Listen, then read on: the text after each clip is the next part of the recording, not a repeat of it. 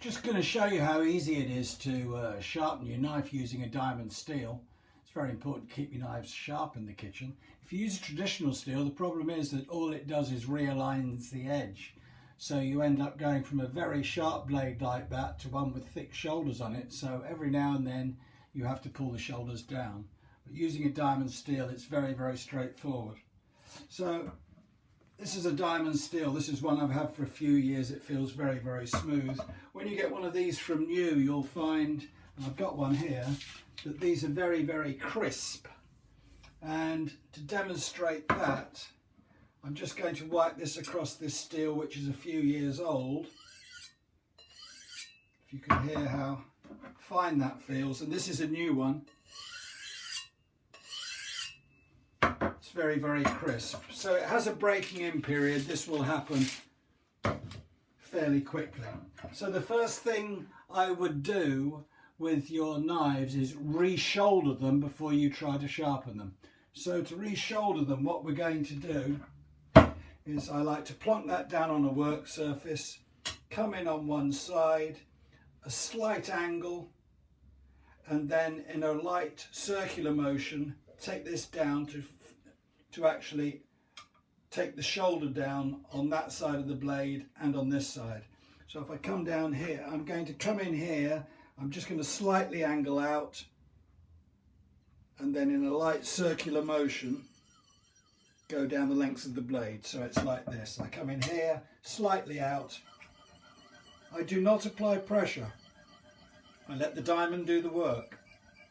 And as you can see, I'm slowly coming down the length of that blade.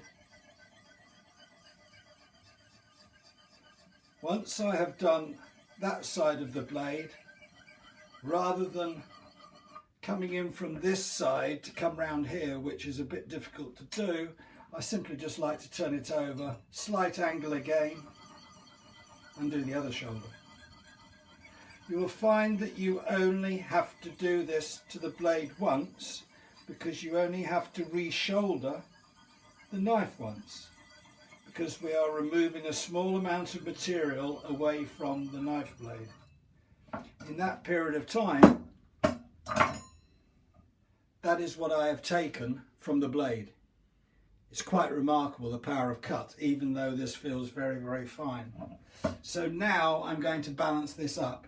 So if you just come back a bit there, Mike, I'm going to come up here. I find the easiest way to do this is to come in here, slight angle, take it down one length of the blade, come down here, just flick the wrist down the other side. So that is the motion. And it's quite easy because you're just slightly turning your wrist. So you're much more in control, and also the blade is away from the knife.